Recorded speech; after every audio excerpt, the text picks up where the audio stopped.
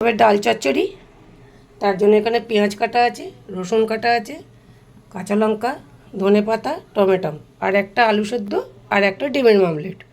তো আমি এখানে ডাল চচ্চড়ির জন্য আগে পেঁয়াজটাকে আর রসুনটাকে ভেজে নেব। রসুন কটাকে আগে দিয়ে দিচ্ছি, দিয়ে দিচ্ছি পেঁয়াজ কাটাটাকে। পেঁয়াজ আর লঙ্কাটা ভাজা হয়ে গেছে, আমি খানিকটা তুলে নিচ্ছি আলু সেদ্ধের জন্য। এরই মধ্যে দিয়ে দিচ্ছি কাঁচা লঙ্কা, ধনেপাতা,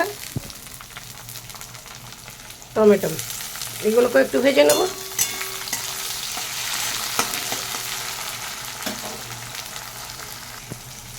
দিয়ে দিচ্ছি হলুদ গুঁড়ো হাফ চামচ নুন,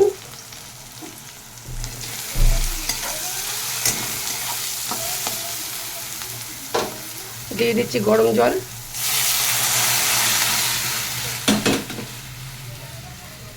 কেটে রাখা দুটো আলু আর এই ডাল ধুয়ে রেখে দিয়েছি, একবারে বসিয়ে দিলাম। এখানে খানিকটা নারকেল নিয়ে নিয়েছি কুচিয়ে, নারকেলের বড়া হবে। 4টে কাঁচা লঙ্কা দিয়েছি, একটুখানি নুন দিয়েছি। নারকেলটা আমি বেটে নিয়ে এসেছি, একটু হলুদ গুঁড়ো দিয়েছি, একটু মিষ্টি দিয়ে দিচ্ছি। এদিকে ডিমের জন্য আমি একটা ডিমের অমলেট করব, একটু হলুদ গুঁড়ো আর একটু নুন দিয়ে দিচ্ছি। নারকেল বাটাটার মধ্যে আমি একটু বেসন দিয়ে দিচ্ছি।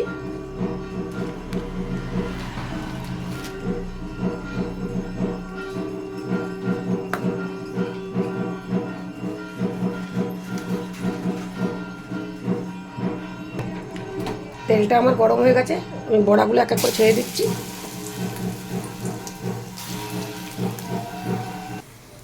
বড়াগুলোকে এক পিঠ উল্টে দিচ্ছি।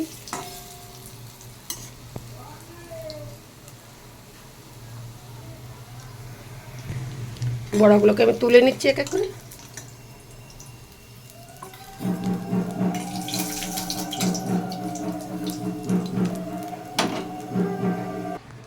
এই তেলে দিয়ে দিচ্ছি ডিমটাকে। ডিমটাকেও তুলে নিচ্ছি।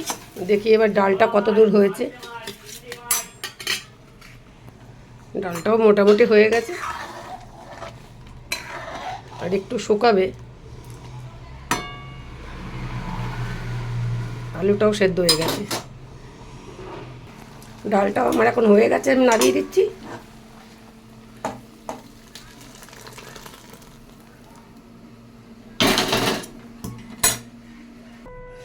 আলু সেদ্ধটা খুব গরম, তার জন্য হাতা দিয়ে মাখছি।